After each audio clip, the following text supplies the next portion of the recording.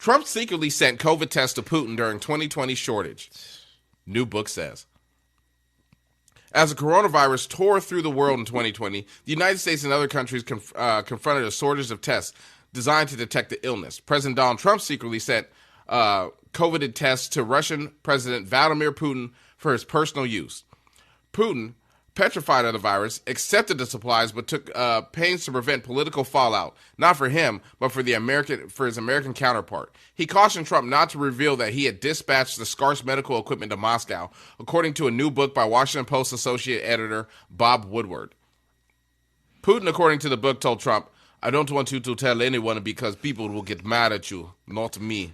Now, why is this important? Because I've talked to healthcare workers and people. They were like, look, it was hard to get these tests. Yeah. It was really hard. Sometimes they had to sparingly use them. They didn't know. And for us, it was hard to get the test. Remember, he stopped the United States Post Office from sending us free tests. Yep. He stopped that. Yeah, But he sent them over to Russia. And this is a real story. It's a true story. This guy, they're trying to say that there's a possibility. What do you say? COVID was a hoax created by the Chinese government to population control. That's what they say. I mean, and at the same time, they're pushing that this guy's book, there's no fact to it. There's no, but this guy's has written a lot of books like this about government officials. He's a pretty well-known journalist. And what to me, and they said that he's spoken to Putin 7 other times since he's been out of office. Since you're no longer president, he's been talking to Putin. I mean, people know that Russia is our enemy. Whoever doesn't think Russia's our enemy is a fool. I mean, 2008, he went and asked China to dump all their U.S. bonds back onto the market to basically send our economy into a free fall. Only reason they didn't because they needed us at that time there was more of a need for us than there were for Russia. And so, I mean, if we don't look at him as an enemy, he sent in troops into Iraq, to fight against us. I mean, he's helped Syria to fight. I mean, it's a lot of stuff he's done. Don't get me wrong. We've done stuff to him too, but he's our enemy. That's just what it is.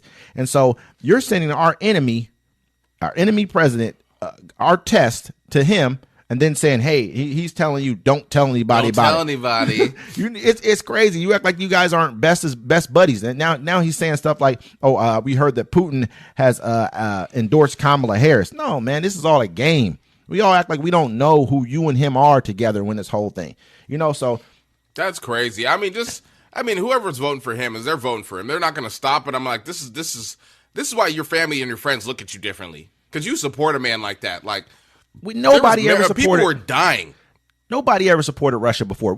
Everyone was in agreement. We had Rocky versus the Russian. Everybody knew. People were dying. Everyone knew what this was, man. I mean, and all of a sudden, this guy gets in office who, for some reason, you guys are all enamored by this dude because you weren't before. And all of a sudden you are once he starts saying the stuff he's saying and directing his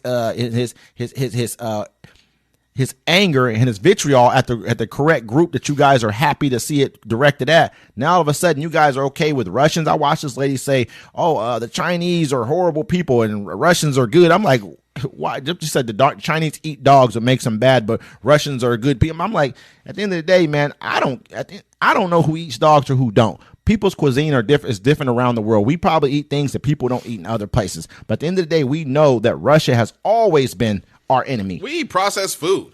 Yeah. It's basically like Fisher Price with salt. You know what I mean? We eat a lot of stuff, man, that's not even real.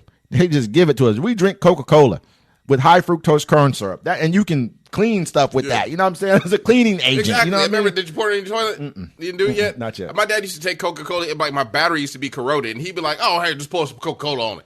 Pour some Coca-Cola on it. It kills all the battery erosion. Then he poured it in a glass and drink it. I always tell people about soda. I'd be like, look, man, if you got to drink something, you can drink a whole glass of water, right, and be cool. With soda, you pour it in a glass, you start drinking it, you got to stop. Let the pain reside from your neck because it's burning your neck. Burning your throat, man. It's crazy, man. I mean, I try not to even drink. I mean, but at the end of the day, man, we all understand this has been an ongoing thing. So, I mean, just